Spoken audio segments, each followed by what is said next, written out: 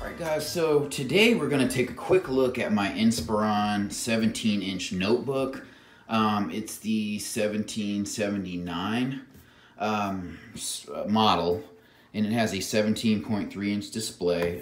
This part right here is metal, so this is not a lightweight notebook by any means. I mean, this is like 6+ pounds. So as you can see by the scratches and dings on the bottom, this bottom part is metal too. It does have metal stoppers, and here are the speakers here. The speakers on this notebook are pretty good for the size. You know, I mean, you really can't expect them to be bad because there's plenty of space for them to put decent speakers. You have vents here. This has a Core i7 processor. The screen is a 7.3-inch 1080p display. It's a touch screen, so that's really cool, and it has the IR sensor for Windows Hello, which I don't use. And I would say, unless you really, don't really take your laptop that many places and you like to watch a lot of media with it stationary on a desk, this is great. It would be kind of heavy just to sit in your lap and tote around for a picnic. It does have the glary display. It is not an anti-glare display, but I like it because the colors are vivid. What I don't like about it is that this keyboard, even though it has a numbers pad here, it just seems small. Like the buttons on this keyboard are smaller than the ones on that ThinkPad 440p that I have. It does have kind of a MacBook type feel with the aluminum cover and case and everything like that. It does boot up fairly fast. I haven't really done much to it. The only thing I do need to change on this is it does have a 1 terabyte hard drive, which is great for storage, but I would like a solid state, so I'm going to change this drive because that makes a huge difference, especially in boot up time. So, I mean, this doesn't take long to boot up. I would expect for this to be faster. I don't have a ton of software on it, but as you can see, the screen is pretty vivid and everything like that. Like I said, it is a touch screen. All right, and there is the screen when it's on. Like I said, it's pretty fast. Just tap one of those. Whoa. And there's a little bit of a delay. Yeah, the screen's very nice. So when you're watching Netflix and stuff, like I said, the speakers are really good. They're good. I'm not going to say really good. They could be better for a larger notebook. The keyboard is backlit. Like I said, it's just a media machine. Like if you're doing, you could do some light video editing, photo editing on this. It's powerful enough to do that. It does have an NVIDIA graphics card with 2 gigs, which is not great. Specs wise, this machine is pretty much average. It runs pretty well. It's capable. It has 16 gigs of RAM. So, there's not really an issue when I'm searching the web and I'm opening multiple windows. If you're not really looking for a 17-inch, like I said, if you get a 15.6-inch notebook, that's plenty enough to watch Netflix and stuff. And then you can still get under 5 pounds or at 5 pounds with a touch screen, and it's lighter, and then the keyboard's pretty much the same size, and you just don't have this wasted space here. So, the touchpad's pretty cool. You can tap it with your hand, or you can press down. It does click, and it is very responsive. I've had no issues, no lag. Surprisingly, this does not have a ton of bloatware, even though it is a Dell. But I think, today, honestly, what I would say is any laptop or notebook that I'm going to get, I want to have a touchscreen.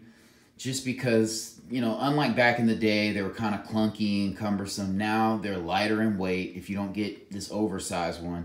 And then also, they don't cost that much more. It may be like $50 or $100 more, when you're putting together a notebook, if you're getting it new or if you're buying it used. A lot of times they're not a ton more. So just to go over the ports on this one, and I'll let you go. I'm all over the place. This does have a touch screen, so you could use it in quote-unquote tablet mode.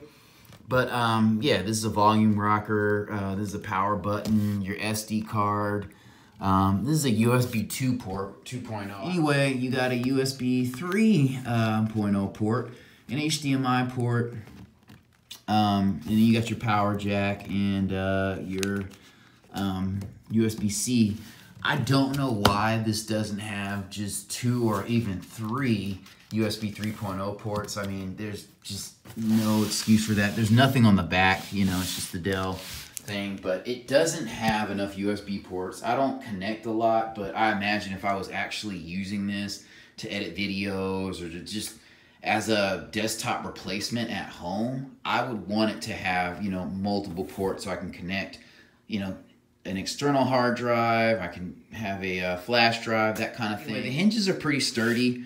It does, like when you move it, it does kind of shake. I think these will hold up for a long time. They seem robust. Really, to have something super sturdy, you would have to have a full hinge here, which would kind of prevent the computer from flipping over into tablet mode. I mean, that's pretty impressive. For such a large screen, you can flip it, and it actually looks like a little TV. So, I mean, if you were pressed and you were out somewhere, you could actually use this, you know, on like a little picnic thing. But if you're in sunlight, it's a wrap. The screen brightness is really good. It's vivid. You know, the picture's great. You know, the only thing is if you're watching high action movies, you know, you can kind of tell the limitations of the refresh rate. It's only 60 hertz instead of like 120 that you would have on your TV. Or the fan doesn't come on all the time and blow, even when you're watching Netflix. That's another thing that's really good about these newer computers. I will say that, you know, I had an old Yoga 14. Always, you know, the fans were always full blast, half blast, blowing out hot air. So when you sat on your lap, you know, it heats your lap. And then you were nervous that the vents down here would get blocked and the thing would just overheat and the motherboard would crack or it would just cut off. So this computer doesn't do that. And if you're doing video editing or something like that, you're going to have it in, you know, laptop mode and not tint or this, you know, 180 folded mode. But it's still cool to have. Like I said, I mean, this looks like a monitor you could set somewhere if you were doing a presentation at work or something like that. You could put this out and it would be great. But it's a heavier notebook, you know, but if you're not toting it around a lot, you know, you mainly just keep it at the office or a desk at home. You bring it sometimes, some places, that's fine. But whipping this out in the airport or on an airplane, it's just stupid, you know.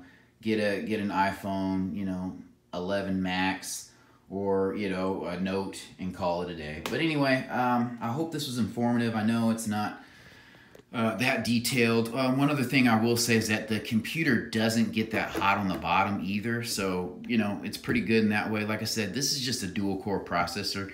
You really don't need more than that. You won't see benefits from quad core processors unless you're doing like video editing, and that's where you'll really see the benefit. But if you're searching the web, watching Netflix, or you just have a lot of windows open, just pulling up pictures and things, it's quad core is overkill. What throws me off is this one's not as fast in comparison to the ThinkPad that I have as I thought it would be. I thought it would be a lot faster. And it is, but you can tell that hard drive, the 7200 RPM hard drive in the ThinkPad really kind of helps it, you know, pick up things and open programs faster. And so it kind of closes the gap, not completely or not close to this, but, you know, for this being a bit newer, it should be a bit more fast. Great notebook. You want a 17-incher that you can kind of tote around the house, office, not really around the airport. Check it out. Yes, one last thing I'll say about having a notebook this big is that it does not fit into standard sleeves and bags. I put it in here because I don't have my sleeve right now, but I can't even zip this part and it's really not very secure, so I have to be really careful with it in the car.